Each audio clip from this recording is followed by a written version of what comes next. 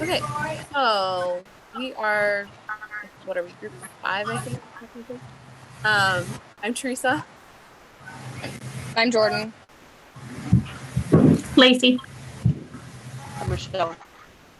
And we are presenting on student success models. So I'm gonna start it off here with a few of my slides from my presentation. In general, I think all of these models were kind of looking at these, how do we develop these skills for our 21st century? So, my model that I investigated was AVID, which is Advancement via Individual Determination. The program began in a San Diego high school in the 80s. The English department head, her name was Mary Catherine Swanson, noticed that some of the students, because they had a particular background, were not being challenged. And she knew that if students were willing to work, no matter what that background might be, she could provide them skills to be color ready. So in bold is kind of the 4 platforms that AVID goes off of, which is trying to provide equity in education, basically trying to bridge that gap of students and demographics who don't get into college. They look at improving teacher effectiveness through inquiry-based student instruction. Strengthening students and teachers, though, should come from leadership.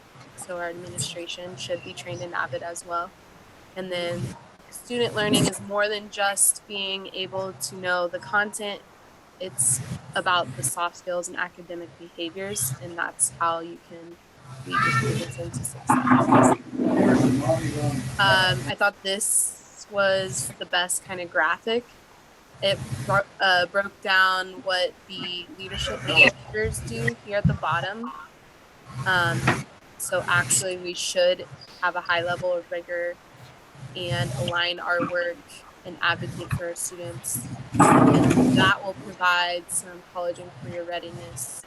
Our students will be prepared and have opportunities for knowledge. So, I just thought it was a good graphic. Based on the kind of research I did, AVID's office will do reports on individual schools who are using this program. So I looked at the high school because I teach high school. In a Virginia Beach high school program, they followed these kids essentially who had been doing AVID in middle school into high school. And then these were from the lengthy report, the skills that, are more research-based that AVID focused on. So kind of 2 sets, organizational skills and critical thinking skills. So basically the students are being taught by teachers who have AVID training, and then they also take an AVID course, which could be like a homeroom, you could call it in a sense. And that might focus more on the organizational skills, whereas critical thinking skills is kind of how they were structuring curriculum in this certain and then what have I learned? I just kind of used the 2 guiding questions from our module. Should all schools in the district use the same models for learning? I think AVID's a really good model, but I don't know that it fits all the boxes for every district. I think you have to look at your demographics, and if your district is more focused maybe on towards like locally what it needs, if it needs more trades or skilled labor type things. Not that these skills aren't good from AVID for students to have, but demographically, if you don't have as much of that equity gap that you're looking at, maybe this isn't the right program for your district. And then generally, just what does it mean to be college and career ready? I think we all know that by now, that our students have 21st century skills, that they're prepared for the workforce. I mean, we focus on post-secondary teachers at the high school level. So do they have content knowledge? Can they apply critical thinking? Do they have good goals, setting skills, social skills, interpersonal skills, etc.? So that is kind of the nuts and bolts of Avid. Jordan wants to go next. Well, I was just gonna kind of comment a little bit. I think that like Avid, everything you kind of talked about, I think it's really important to look at, I think we may have talked about it in our last discussion, but like, what is success?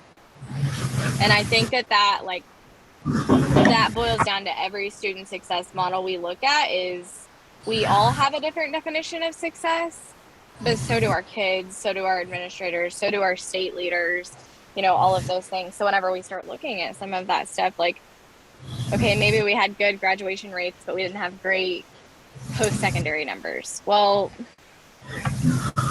are the kids out in the workforce?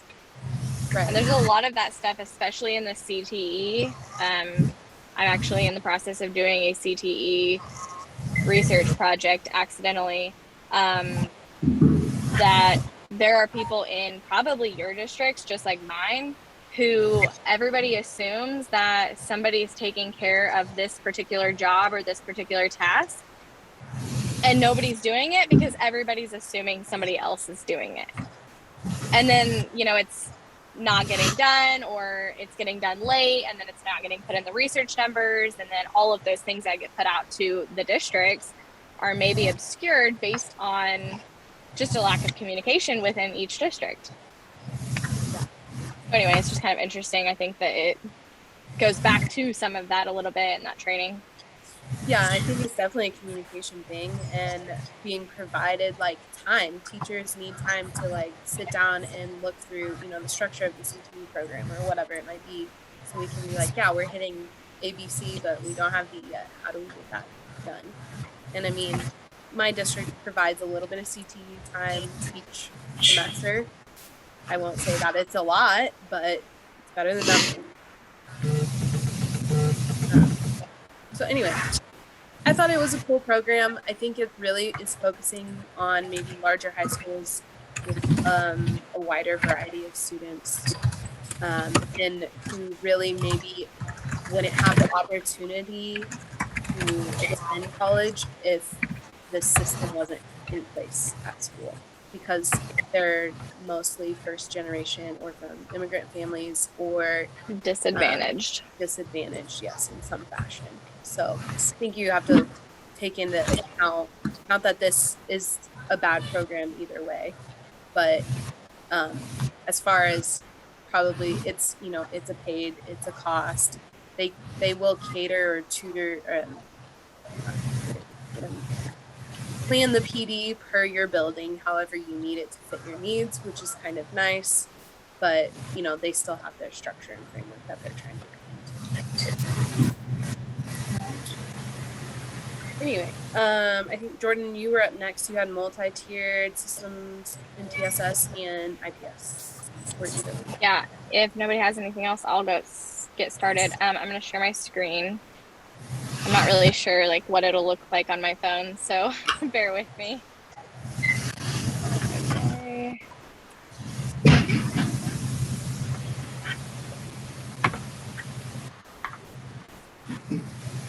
Okay, so can you see my screen? Yes. Okay, can you see my presentation? Yes. Okay, perfect. So like she said, I have the multi-tiered system of supports. I'm going to start with that one because I actually broke it down in two different ones, since I did two different ones. I think that these two kind of fall hand in hand a little bit. The MTSS, it's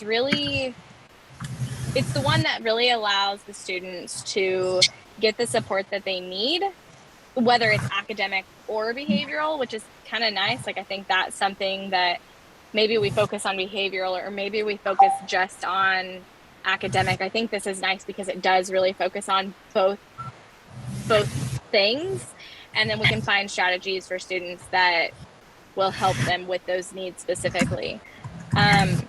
The best part of this model that I really found was everything I've read and watched videos on, like, we're not waiting for these students to fail. We're putting them in this, multi-tiered program, and we're finding a way to allow them to go in between the two or the three categories. So that's kind of nice, I think. Then, and I'm going to switch screens again. The three different categories are universal instruction, additional support, and then intensified support. So as you can see here, like universal instruction, it's going to be something that will be all around all the time. Additional support is something that's only going to happen once in a while, and it might just be like maybe they had a difficult, lesson in math and they're just not understanding the material. They need, once a week or just that week, whatever it is, for help. And then intensified support, like maybe they don't understand English because they're, a non-English speaking student. Maybe they need intensified support and need help all the time. So that's kind of nice when it comes to the MTSS program. So some of the interventions for this program is, I think, the relationship building aspect, because there are different tiers, you're able to come and go out of those tiers depending on the help you need, whether it's academic or behavioral. And I think it's really important that we're able to offer that as school districts. We don't have like a MTSS specific program, but like just observing our school district the last couple of weeks, I do feel like there is some of that just naturally, because that's just how it works, I guess. I don't know why. But anyway, the IPS, individual plan of study. Do you guys do any IPS in your school districts? We do. Or we just started this year. Yeah, so last year was the first year we started. I really like the IPS program system just because, like, I think it really breaks everything down and it allows the students to look at their educational roadmap that they created, and it gives them the opportunity to set those educational goals. And like if they have that interest in, whatever career path it might be, then they can, research more about it, take those tests and quizzes. At least that's what we offer for it, to find out, okay, do I have the characteristics for that job position, or am I going to even be interested in that? And the best part about the IPS program model, in my opinion, is it's changed every year. They can revise it as they, grow up, as their interests change. I think it's really applicable to all students, and I think it's easily diverse depending on who the student is. So that's kind of nice, I think. The other thing I really like about the IPS program, again, this is going to kind of go back to, like, I am a CTE teacher. Soft skills are something that I do a lot of, but I do feel like the IPS model really focuses on those employability skills for those pathways that they choose. So it doesn't matter what pathway they're going into, can they public speak? Can they show up on time? Can they work on tasks for 54 minutes, whatever it is? All of those things I think are really important to look at when we look at those soft skills in the IPS program. Let's see, some of the questions that I was just going to ask you guys. Let's see, I've already asked that one. How often do you guys look at your IPS models for each student? Like, is it like a once every semester? Is it, once in 9 weeks? How often do you guys refer to those? So in our district, all of our students have a class designated to that as 8th graders, and they do all of theirs through Zello. And I get access to it, but it's not something that any of the as eighth grade teachers, we don't get into it except for that main teacher who teaches it till we do the transition meetings at the end. Students will come up and talk to us about it, and we can talk to our seminar students about it, but it's not anything, because they have a dedicated class that they're in every single day going over stuff for it. The rest of the eighth grade teachers kind of get like cut out of it a little bit. Does that make sense? Yeah, I like that you have a class for it. That's kind of handy. Yeah, it goes hand in hand. So it's entrepreneurships and computer apps, and it's taught all year long. And they kind of do it like they have these dedicated things that they have to do. It's also part of entrepreneurship where they create a business and present and everything. So, but that Zello and their IPS is a constant thing that they go back to like every week or every other week as they learn about new careers and doing different things and stuff like that. Yeah, my district, so I'm at the high school level, but our middle school is also using Zello, and then our high school is using Zello too. So like our high schoolers now, like that we just use Zello at the tail end of last year. And we have a dedicated class. We meet every other week for 30 minutes, and us regular ed teachers have all been assigned a group of 25 students. And the idea is that we are going to stay with those same 25 from their freshman year through their senior year.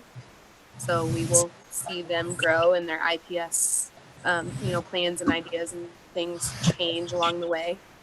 I don't know if anybody read like the state's brief little brochure. I think it was linked in the module, but there's no real set model that the state recommends, which I think can be confusing kind of, but my district is pretty much taking a counselor approach, counselor lead. So our counselors put the material together, and then it's up to us classroom teachers to kind of make sure it's getting done by our students.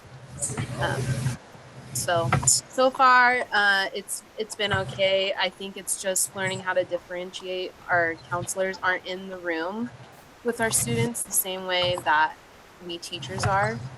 And I don't know that they know exactly the workforce needs in the same way that a teacher might, particularly if you're in CT things at like grade level. Like a freshman doesn't need the same thing a senior needs. And so I think they're hoping for feedback on that, and we'll kind of take it from there. But like Jordan said, it is flexible, can change year to year, and for once the state didn't mandate a ton of hardcore rules with it, which is useful, I think, for either.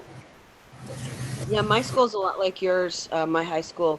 They do some characteristic stuff in middle school, and then in their freshman year, they're required to take a career and life planning class. It's a semester class where they go through all of their characteristics and they look at different careers and things like that. And they kind of narrow it down to a few specific areas. And all freshmen have to take that class. They have to take it sometime during their freshman year. And then it's the seminar teacher's responsibility to talk with the students in their seminar one time each semester to make sure that they're still on the right path, or that they're not missing classes, or maybe they want to change their pathway. With our school being a CTE teacher, we have a lot of different kids going in different directions because we're a 6A school. So it does help the kids. However, I think it almost puts a lot of pressure on our teachers because we have 1,800 kids and we only have 4 counselors. They're kind of relying on the teachers to be the one to step up and help these kids down the pathway of stuff. And I think a lot of us don't feel like we're really qualified or trained very well to handle this. But then again, any kind of advice for kids is usually very helpful. So I know I've talked to a lot of other colleagues who, especially my math teachers, they know what math classes kids should be taking. And I'm like, I have no idea what math class you should take, to be a Kansas scholar. But I can point them in the right direction at least. So we do use that quite a bit. And I think the IPS system all helps us to share my screen. Okay. This is kind of my preferred topic also. You can see that. There we go. If it's coming. There we go. In our school, it provides a lot of options because we have not only in classes that kids can choose from, but we network with industry and business people outside of the school. And there's also organizations outside the school that provide competitions and skill training and things like that. So the IPS really allows that flexibility further. If you want to go in the college direction, you can participate in those groups and activities for college bound kids versus the CT kids that can go towards the skill sets and the networking in the local area and really get their foot in the door. We also offer certifications for our kids in the CT program that normally kids don't get that opportunity in high school. So I think we're really developing that at our school because we're on the cusp of the edge of Kansas City. We have a lot of rural, and we also have a lot of kids in town. So it helps a lot for us, plus the fact that we can get the families involved, and send them to the Kansas Department of Education website and show, hey, there's a family doctor there that can help give you some information. So I think for us, that's a really great program in a 6A school.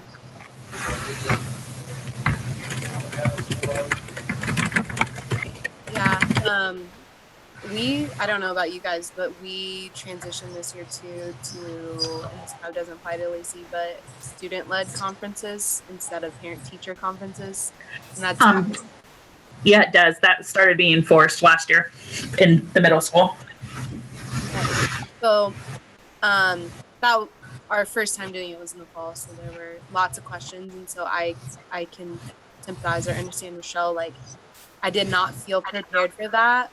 Our counseling department didn't really do a great job of letting us know what we needed to know. And like, we know the basics from our experience of attending college, but outside of that, like, we had kids asking about the military. I mean, I know it a little bit because of my family experience with it, but if we didn't have those personal experiences, then you're a little bit clueless. So it's just a work in progress, I think. But maybe this will help foster that connection a little more with, and then administration, counselors. Our school got together on those student-led conferences and the teachers and the counselors, and we created a form, and we give it to students 30 days before conferences, and it is their job to go around to all their teachers and have it completed with stuff that needs to be addressed at conference. And then they go off that, like, there's kind of a prompt for them to get them started, especially the shy or nervous ones. Yeah. But then they have something, like, they have all the things they need to hit for each class that they personally need to address with their parents. So that's great. Because, well, we don't know. I don't know what my students are doing in 6 other classes. And I can't do that for 22 students and know, like, off the top of my head. So we give that to them early, and then we go over it with them beforehand in seminar. And, if they have, a lower grade or something like that, for some students, we discuss, how are you going to address this with your parent? And, so it's a positive experience for everyone in the room and not a parent getting very upset with a student and make it awkward. Yeah. That's kind of how we do it. We have like a format they have to complete. But so this is our second year doing student-led conferences. We implemented it last year, and we as teachers had to give, it still just annoys me to say it out loud, we had to give comments on every single student you had in the classroom. Yeah. So, like, if you're the English teacher, Lord help you, because you get them all. So, like, yeah, that's part of our form that we gave our kids. So when a kid has to go around, this year I have 75 students. So this will be the 3rd year. We only do it in the spring, but this will be the 3rd year. So my first year I had 148 students I had to write a comment for. That would be terrible. Yeah. I like giving it in advance, and I don't know that maybe every teacher needs a comment on it, but I guess that's the purpose. Our students were given like a quick 5-question form the day before competencies. So Yeah. it was very slapped together. But I think that's maybe a better approach, at least giving them some time to get those things. Anyway, did Rochelle or Lacey, do you guys want to talk about PSYOP or PBIS? I'll talk about PSYOP, yeah. I'm going to try and share my screen here. Yeah. Originally, it was developed for English learning students, and hope you guys can see. Sorry, I'm getting over cold. There we go. So it was for students learning the English language that were still, trying to learn the language while learning other content material at the same time. And so this is just a model that helps them to transition the language learning with the content learning. Also, it helps teachers create a better lesson plan. And also, you can help them look back at their lesson plans and find the areas that they need to improve, which is a really nice thing. It does help, especially new teachers like me. This is only my second year. And, it reinforces a lot of the comprehension. It looks at the pace that you're teaching your information at, as well as the quality of your lesson.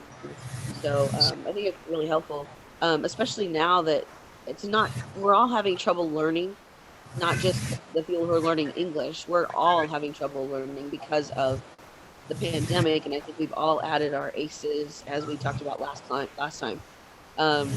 So I think for all of our students right now, this is would be helpful for us to, if you had it in your district, that you could use it to really reach your students a little better.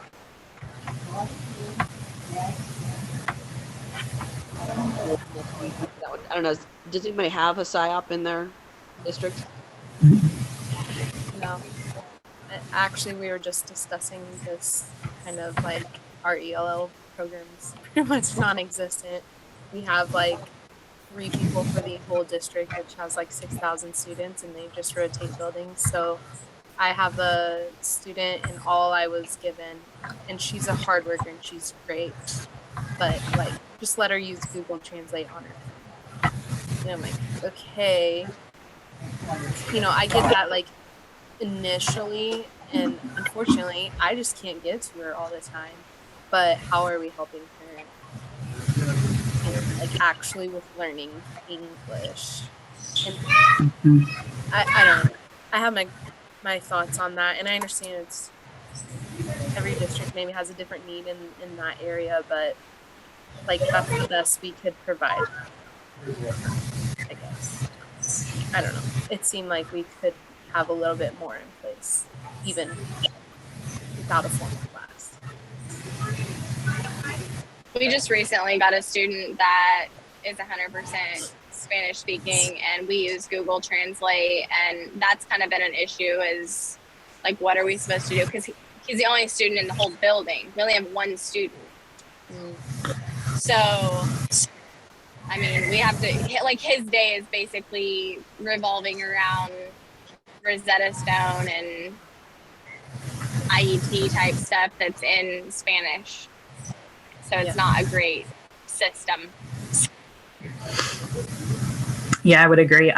We have several students who do not speak English. I received a new student this year. Not only has he never been in America and has never spoken English, but because of COVID in his home country, he was not in school for the past 2.5 years. So he has a hard time just getting through the school day as it is. And, everything has to be, he spends part of his day in a classroom doing like Rosetta Stone and stuff, but he still comes to English and math and social studies. And it's been really hard for me to figure out what a preschool curriculum is and to put it into Spanish to teach him separately and go through all his questions with him when there's 24 other students in that class. So I think that's hard for all schools right now. I have my opinions, but I don't really know how to fix it. But Yeah.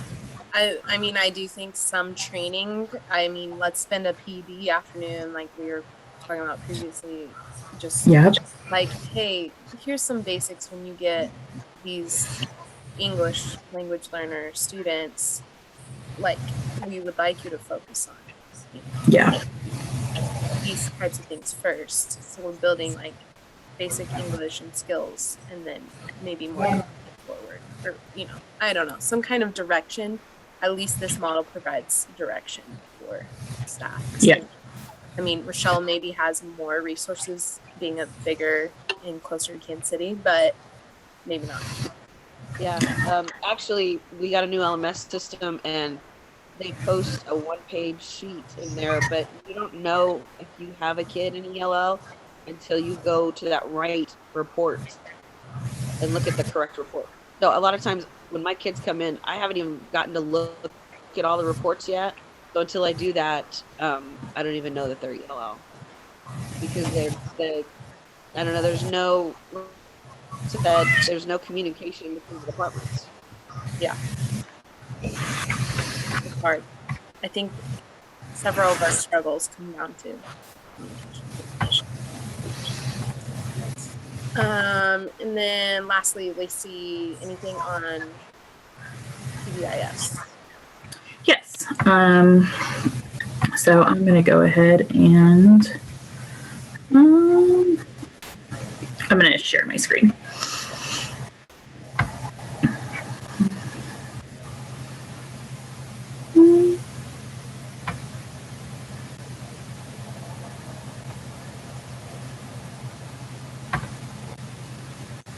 Can you see my slides? Yes. Okay. So I had PBIS, positive behavioral interventions and support. This is a 3-tiered framework. It's supposed to be integrative throughout all aspects of school, addressed in classes on a regular and daily basis, all teachers, all counselors. It focuses on prevention of negative behavior over punishment. It's supposed to be used to promote school safety and good behavior. It explicitly teaches students about behavior, expectations, and strategies. And what this really reminded me of, I don't know what you all do in your schools, but in our schools, like, we have champs. I don't know if any of you follow that framework, like the champs model. And so we have expectations that we came up with a core set of expectations, and they're plastered all over our building. And there are not very many of them, but, quiet in the hallways, the language needs to be appropriate for school. How we treat each other, not just peer-wise, but also how you treat your teachers. Things like that. And like I said, we only have like 7 of them, but they're everywhere. They're in the classrooms, they're in the hallways, they're on our school pages, they're in the kids' planners and stuff. And that's what this reminded me a lot of just, excuse me. We treat it as a school-wide system, and it's and that's kind of how PBIS works. This is intended to be a school-wide system so that all students are learning basic behavior expectations. They're all learning the same expectations, like respect and kindness. Staff is encouraged to use like praise for good behavior, once in a while small rewards, but ultimately, kids are supposed to be doing the right thing because you're supposed to be doing the right thing, not because you get rewarded for it. So it has tiers. It has like tier 1, which is the basic support for everyone. You have tier 2, which is students who might need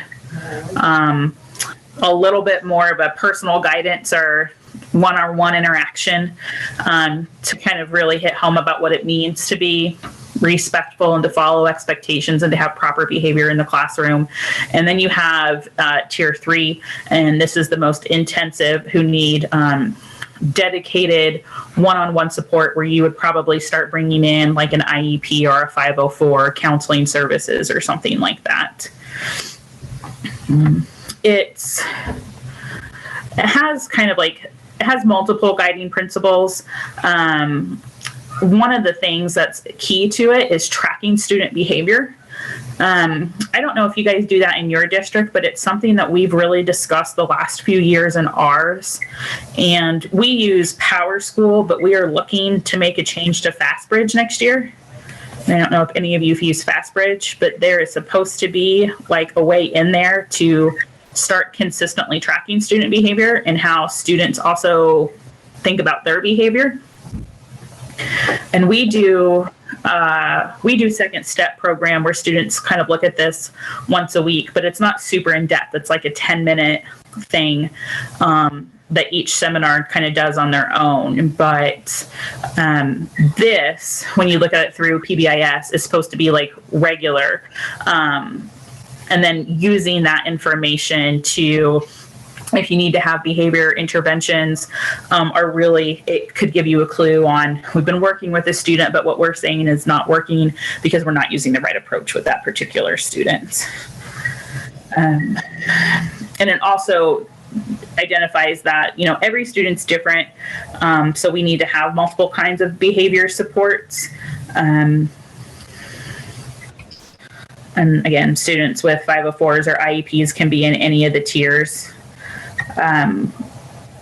So this is what I didn't understand really kind of how it would work. I mean, I get it in theory, but not in practice, if you know what I mean. Like, so one of the websites had a thing where, like, if a kid throws a spitball, you know, you're supposed to talk them through the problem or give them a peer mentor, or like I don't want to say there's like no consequence to the action, but there's basically no consequence. It's trying to get the kid in the frame of mind where they understand that their behavior is not acceptable and therefore don't do it again, which I think is an awesome, like, ideal to have. And I think for some students it could really work. I just don't know how that would work, like, in mass, if you know what I mean. I actually subbed in our district for a long time, and I've seen different areas that they showed on the PBIS. Yes. In elementary schools, some of the schools will use the clip charts. If you're on green, you're good, and then you can go to yellow and then to red. What I noticed was it's by principal. So if that principal wanted to do it for that school, and we have 8 different elementary schools, we would have 8 different systems in place. It wasn't uniform across the whole district. And then in the middle schools, they have the Spurs program where you get rewarded for good behavior and you get a ticket. And then, like, at the end of the week, your ticket goes in for a drawing. And you get, like, maybe a can of soda or something if your name gets drawn. But again, it's different at our three middle schools. It's different programs, different criteria. And then at the high school, we don't have anything as far as, like, an overall program to monitor and promote good behavior. I know we're trying to change that, but again, that's just at the high school. Yeah. Yeah. So we have 2 high schools in my district, and I worked at both of them last year.